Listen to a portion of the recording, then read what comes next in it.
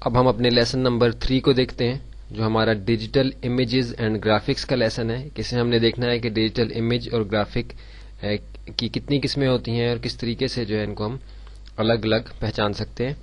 اس میں پہلی چیز جو ہم نے دیکھنی ہے کہ what are digital images and graphics, یعنی ڈیجیٹل امیجز اور گرافکس دراصل ہیں کیا. تو اس کو ہم یہاں مختصر اس کی جو تشریح ہے، جو اس کی ڈیفینیشن ہے، وہ اس طرح سمجھیں گے کہ کسی بھی ڈیجیٹل مین کے ذریعے سے بنایا گیا امیج یا گرافک ڈیجیٹل امیج یا گرافک کہلاتا ہے، خواہ وہ ڈیجیٹل کیمرے کے ذریعے سے بنایا گیا ہو یا کمپیوٹر کی کسی گرافک ڈیزائننگ اپلیکیشن کے اندر رہ کے وہ بنایا گیا ہو. اب ان کی دو اقسام ہوتی ہیں. یہ kinds of digital images and graphic images جو ہے کہ کیا اس کی دو اقسام ہیں. ایک ویکٹر بیسڈ امیجز ہیں. آپ کی کورس آؤٹ لائن آپ کے سامنے ہے. کائنڈز آف ڈیجیٹل امیجز جو نمبر 2 آپشن ہے ہمارا ڈیجیٹل امیجز اینڈ گرافکس کے لیسن کا. Vector based images, bit map based images, جس میں آگے آپ کو ریسٹر امیجز اور میٹا فائلز بھی لکھا ہوا نظر آ رہا ہے. تو ریسٹر امیج اور بٹ میپ امیج یہ ایک ہی چیز کے دو نام ہیں، ایک ہی قسم کے دو نام ہیں. میٹا فائل سے مراد ویکٹر اور بٹ میپ کا کمبینیشن جو ہے وہ میٹا فائل کہلاتا ہے.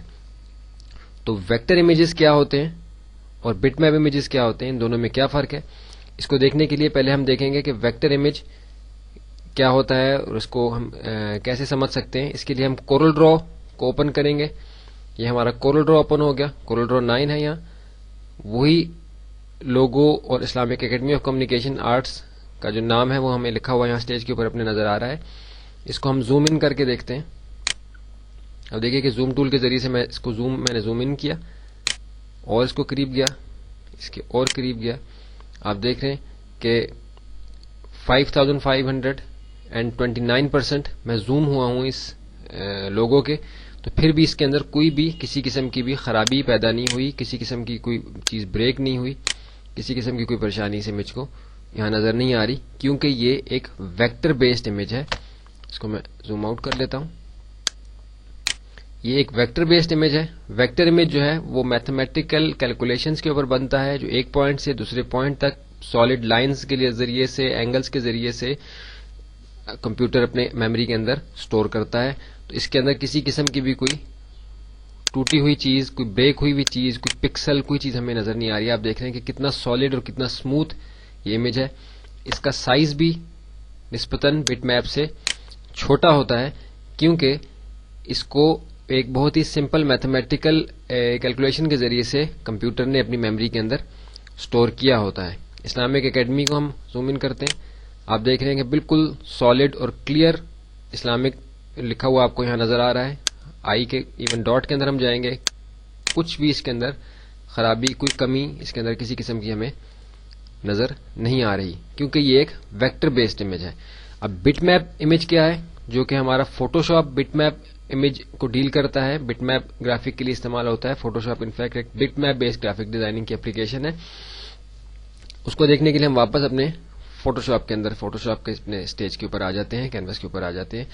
اب آپ دیکھیں کہ جس طریقے سے میں نے Islamic academy of communication arts کے لوگو کو زوم ان کیا تھا، اسی طریقے سے میں ابھی اپنی اس بٹ میپ گرافک ڈیزائننگ کی اپلیکیشن جو ہماری فوٹوشاپ ہے اس میں آ کے اپنے اسی لوگو کو زوم ان کروں گا اسی طریقے سے. اب ہم دیکھیں گے کہ اس کے ساتھ کیا ہوتا ہے. آپ دیکھیے کہ میں نے اس کو زوم ان کیا تو یہ آپ کو یہاں سے بریک ہوا پکسل، چھوٹے چھوٹے خانے آپ کو اس میں نظر آ رہے ہیں. تھوڑا سا اور زوم کرتے ہیں. یہ 1600% زوم ہو گیا. آپ دیکھیں کہ 1600% آپ کو یہاں لکھا ہوا نظر آ رہا ہے، جو اس کی آلموسٹ لمٹ ہے. اس کے بعد یہ زوم ان نہیں ہو سکتا. فوٹوشاپ 7 کے اندر اس سے زیادہ زوم ان نہیں کر سکتے. آپ دیکھ رہے ہیں کہ وہی لوگو جو ہم نے کورل ڈرا کے اندر دیکھا تھا کتنا سالڈ اور کلیئر تھا، اس کے اندر ہمیں یہ چھوٹے چھوٹے خانے اس کے نظر آ رہے ہیں. تو بٹ میپ امیج سے مراد ایسا امیج ہے کہ جس کو کمپیوٹر اپنی میموری کے اندر ان چھوٹے چھوٹے بٹس کے اندر، چھوٹے چھوٹے خانوں کے اندر ریڈ کرتا ہے اور اس کو اپنی میموری کے اندر سٹور کرتا ہے. ہر ایک پکسل کی ایک الگ کلر کی ویلیو ہوتی ہے. جیسے ہم دیکھ رہے ہیں کہ یہاں لائٹ ہے، یہاں کچھ ڈارک کلرز ہیں. ان سارے کے کمبینیشن سے ہمیں جب ہم اس کے ایکچوئل پکسلز پہ جاتے ہیں تو ہمیں یہ کلیئر ایک امیج نظر آتا ہے. جبکہ ہم جب اس کے قریب آتے ہیں تو ہمیں یہ ایسا نظر آتا ہے کیونکہ یہ پکسلز پہ بنا ہوا ہے. اب اس میں اور ویکٹر امیج میں کیا چیزیں فرق ہیں. ویکٹر آپ نے دیکھا کہ جیسے ایک سالڈ لائن کے ذریعے سے بنایا گیا بنتا ہے، ایک سالڈ لائن ایک سالڈ میتھمیٹیکل کیلکولیشن کے ذریعے سے بنتا ہے، اور یہ ہر ایک بٹ کی الگ ایک ویلیو ہوتی ہے.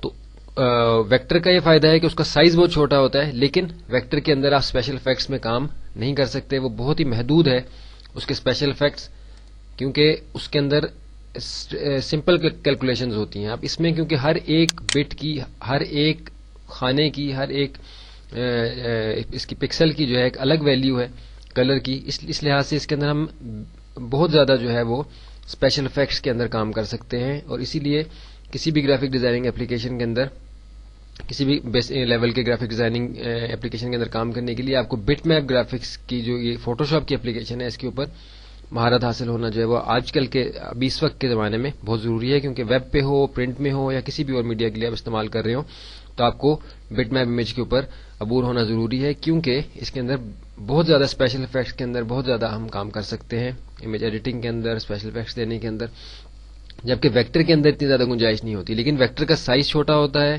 اور وہ سالڈ رہتا ہے، اس کے اندر کوئی ریزولوشن کی، کوئی پکسل کی کوئی اس کے اندر ایشو نہیں ہوتا. وہ آپ ایک دفعہ بنا لیں اور کسی بھی سائز میں اس کو بڑا یا چھوٹا کر لیں، وہ افیکٹ نہیں ہوتا. جبکہ ہمیں بٹ میپ امیج کو بنانے سے پہلے جو ہمارا لیسن نمبر 4 میں آئے گا کریٹنگ دا کینوس کے اندر، وہ ہم دیکھیں گے کہ بٹ میپ امیج کو بنانا شروع کرتے ہوئے آپ یہ پہلے ہی سوچ لیتے ہیں کہ آپ نے کس سائز کے اندر کام کرنا ہے.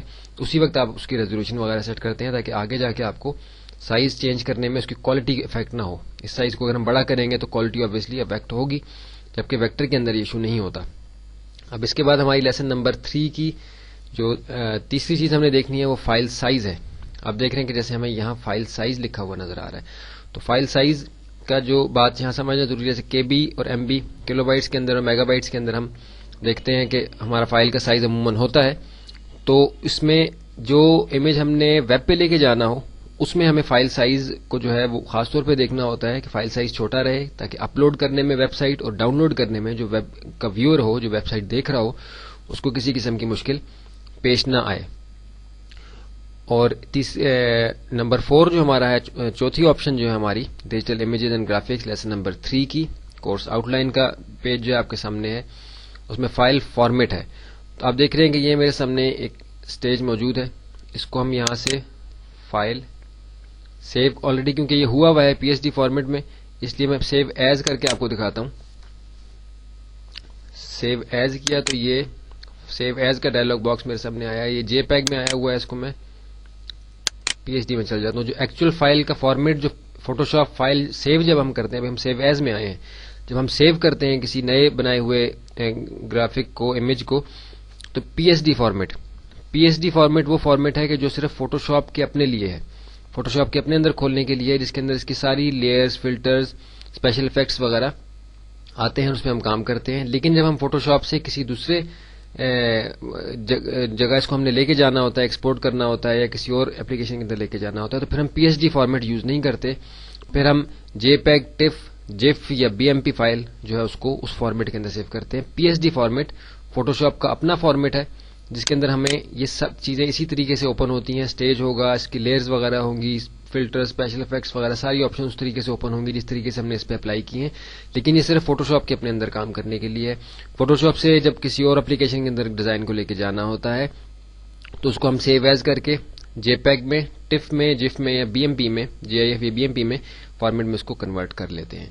تو یہ ہم نے 4 چیزیں اپنے لیسن نمبر 3 کی دیکھ لیں. کسی قسم کا کوئی اگر مشکل نظر آئے، سمجھ میں نہ آئے بات، دوبارہ سے دیکھیں، اس کی پریکٹس کریں. پھر بھی سمجھ نہ آئے تو یہ نمبرز آپ کے سامنے ہیں، اس پہ آپ رابطہ کر سکتے ہیں. کسی بھی آپشن کو، کسی بھی مووی کو سکپ نہ کریں، کیونکہ پھر دوبارہ سے اس چیز کو سمجھنا جو ہے وہ مشکل ہو جائے گا. اس کے بعد ہمارے پاس ریزولوشن ہے. ریزولوشن اس میں ہم نے دیکھا ہے کہ بریکٹ میں ہمارے پاس یہ کورس آؤٹ لائن کے اندر لیسن نمبر 3 کے اندر ریزولوشن کے آگے ہمیں لکھا ہوا نظر آ رہا ہے اسکرین ریزولوشن.